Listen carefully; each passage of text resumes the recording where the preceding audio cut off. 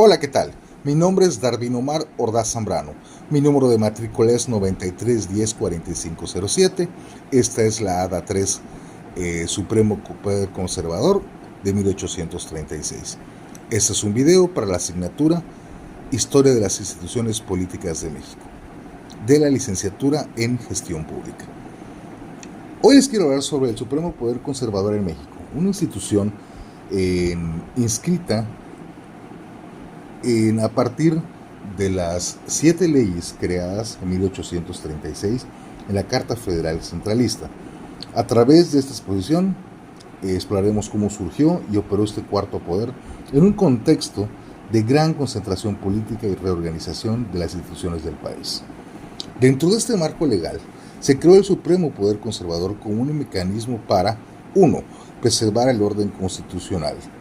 Se buscaba un órgano que garantizara la supremacía de la Constitución y evitara su violación por parte de los otros poderes. 2. Equilibrar los poderes del Estado. Se pretendía evitar la concentración del poder en el Ejecutivo y controlar las acciones del Legislativo y Judicial.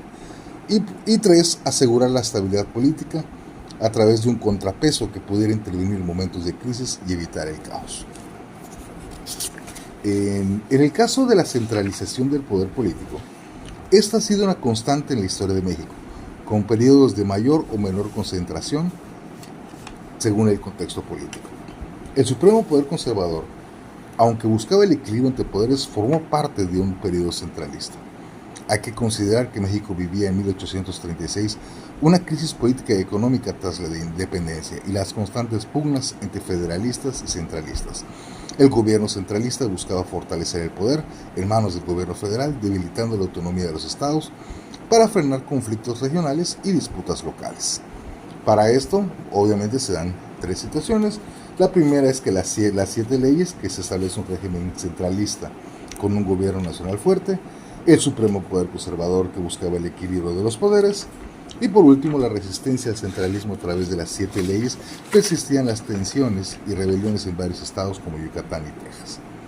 En el caso de la división de poderes, en 1836, en el caso de del Supremo Poder Conservador, la Constitución mantenía la división clásica de poderes en el Ejecutivo, Legislativo y Judicial. Y aunque formalmente existían los 3 poderes, sus funciones estaban restringidas y subordinadas a los intereses del gobierno centralista. Fue en este contexto de control y supervisión que surgió el cuarto poder, el Supremo Poder Conservador, como una institución que velaría por la estabilidad del sistema. En el caso del Supremo Poder Conservador, su conformación estaba hecha por 5 miembros designados por el Legislativo, de los que se renovaría uno cada 2 años. Era independiente de los otros poderes y en teoría estaba diseñado para ser imparcial y neutral. José Justo Corro Silva, que es el que aparece en la imagen, más José Ignacio Espinosa Millán, Rafael Magnino, Melchor Musquiz y Francisco Manuel Sánchez de Tagle fueron los primeros integrantes del Supremo Poder Conservador, quienes presentaron juramento el 24 de mayo de 1836. Entre las funciones que tenía el Supremo Poder Conservador estaba 1. La supervisión de la Constitución y las leyes a través de la vigilancia de la Constitución, la interpretación de la Constitución y la anulación de cualquier ley, decreto o acto que pudiera considerarse inconstitucional.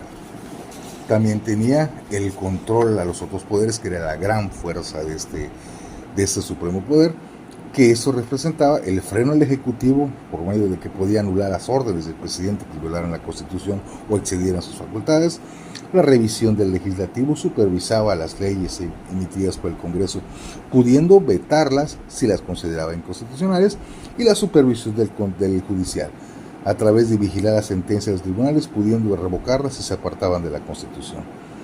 Entre otras funciones también tenía la destitución de funcionarios, el poder vetar leyes aprobadas por el Congreso, la disolución del Congreso en caso de emergencia y el control sobre los estados y sus autoridades.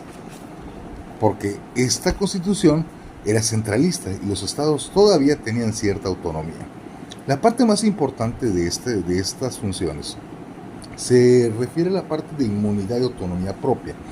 La función particular del Supremo Poder era que era el cuarto poder, se consideraba independiente de los otros poderes y que eso significaba que no podía ser intervenido ni fiscalizado por el Ejecutivo, el Legislativo o el Judicial, otorgándole una autonomía casi total para cumplir sus funciones. Al final de la historia, este gran poder que se le otorgó se convirtió lamentablemente en un desequilibrio que terminó generando descontento y aumentando las tensiones. ¿Qué resultados lograron tenerse con este poder? Uno, controlar el Ejecutivo. Un ejemplo muy sencillo es que en 1841 el presidente Anastasio Bustamante intentó disolver el Congreso y el Supremo Poder Conservador declaró este acto inconstitucional. También tenemos que resolvieron varias de las controversias constitucionales que se dieron en esa época. Una hay un conflicto entre el gobierno central y el Estado de Yucatán sobre recaudación de impuestos. Tenemos la anulación de leyes, que por ejemplo en 1842 el Congreso expidió una ley que restringía la libertad de imprenta. El Supremo Poder Conservador la declaró inconstitucional. También tenían el poder de intervenir en situaciones de crisis y también tenían ciertas limitaciones y controversias por medio de las cuales ellos podían aplicar el poder. Aquí la parte más importante de todo esto es entender que aunque la intención de crear el Supremo Poder Conservador era estabilizar el país, en la práctica se convirtió en un símbolo de represión y control centralista. La estructura centralista y la imposición de un cuarto poder vigilante terminaron por incrementar las divisiones entre las regiones del país, afectando el desarrollo de una democracia funcional. Este cuarto poder representó uno de los experimentos más particulares de México en su historia constitucional y en un intento de equilibrar la autoridad central con la vigilancia sobre las instituciones. Sin embargo, sus efectos a largo plazo fueron negativos, ya que el centralismo terminó deslegitimando la autoridad y generando conflictos que marcarían las décadas siguientes. El Supremo Poder Conservador dejó un legado de reflexión sobre la importancia, y ojo, la muy gran importancia, de un sistema de pesos y contrapesos genuinos y sobre los riesgos de un poder demasiado centralizado. Este análisis del Supremo Poder Conservador nos ayuda a comprender una de las etapas más complejas de la historia constitucional mexicana y cómo el equilibrio de poderes es esencial para la estabilidad política de cualquier nación. Muchísimas gracias.